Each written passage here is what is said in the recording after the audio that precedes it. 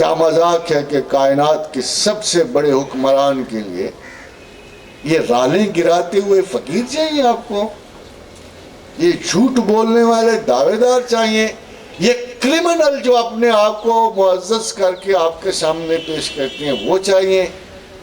زاغوں کے تصرف میں عقابوں کے نشیمن؟ ان میں سے ہے کوئی شیخ عبد القادر جیسے علم والا؟ کوئی ہے جو سیدنا علی بن عثمان حجویری جیسا علم رکھتا ہو؟ آپ کا خیال ہے کہ جہلاء نے اساس محبت خدا رکھی ہے؟ آپ کا خیال یہ ہے کہ ان معززین نے محبت خدا کی اساس جو رکھی ہے وہ اب ان لوگوں کے ہاتھ آئے گی جو سلائٹ آف آرٹ، ٹرکس دکھا دکھا کے لوگوں کو اپنی طرف مرغوب کریں گے، جو ادھر سے سیب نکال کے جنات والا آپ کو قائل کریں گے کہ میں کو بزرگ ہستی ہوں، میں کو دانشور ہوں، میں خدا کا بندہ ہوں؟ کیا دعوے کرنے والے خدا کے بندے ہیں؟ کیا جنات اور معقلات کے فرضی ذکر کرنے والے خدا کے بندے ہیں؟ اور جس کو ایک جن نصیب ہو جائے اس کو کیا ضرورت ہے آپ سے 100 روپے لینے کی؟ کبھی آپ نے سوچا؟ جس کو معقلات نصیب ہوں، جس کو ٹیلی پیتھی، کلیئر وائنس نصیب ہوں، ٹیلی کائنیسس نصیب ہو، اس کو آپ کا خیال یہ قوتیں جو ہیں جو 20,000 فٹ کی ترائی پر ایک تبت کا لاما جس کا دعویٰ کر رہا ہے، یا 60 دنوں سے اندر پڑا ہوا قبر کے یوگی جس کا اعلان کر رہا ہے، یہ نالائق جو ہیں یہ پھر آپ کی زندگی سے کیا طلب کرتے ہیں؟ اگر تسخیر نفس میں اتنی قوت ہے، اگر تسخیر نفس میں اتنی قوت ہے، تو وہ لوگ جو خدا کی راہ میں اپنے آپ کو ہر قسم کی نفسانی خواہش سے خالی کرتے ہیں، وہ بندے جو اپنے آپ کو خالی کرتے ہیں، آپ کا کیا خیال ہے کسی ولی اللہ کو کسی جادوگر پہ کیوں فتح نصیب ہوتے ہیں؟ کوئی میچ لگاتے ہیں وہ آپس میں؟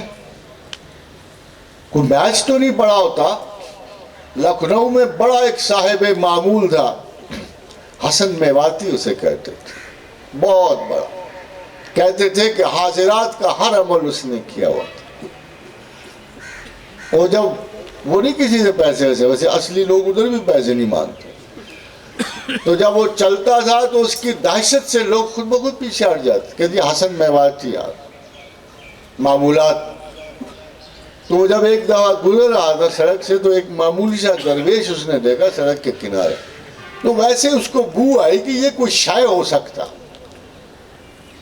تو اس نے اس کے قریب جا کر کہا کہ تجھے نہیں پتا کون آ رہا تھا؟ تجھے نہیں پتا میں کون ہوں؟ تو تو رستے سے ہٹا کیوں نہیں؟ وہ بیچارہ کو مست و لست بیمار اپنا سر جھکائے بیٹھا رہا۔ اب ادھر تنتنائے حاضرات تھا، ادھر کچھ بھی نہیں نا، سچی بات ہے ادھر کچھ بھی نہیں نا۔ تو حسن میواتی نے اسے پھر دوبارہ کہا تو نے سنا نہیں میں جو شہنشاہ وقت گزر رہا ہوں، تجھے نہیں پتا؟ اٹھ یہاں سے اور میرے لیے جگہ خالی کر۔ دوسری مرتبہ ہوا، وہ بیچارہ پھر میرا خیال ہے اس کو اپنا ہوش ہی نہیں۔ وہ تیسری مرتبہ اس نے کہا اچھا پھر تیار ہو جاؤ۔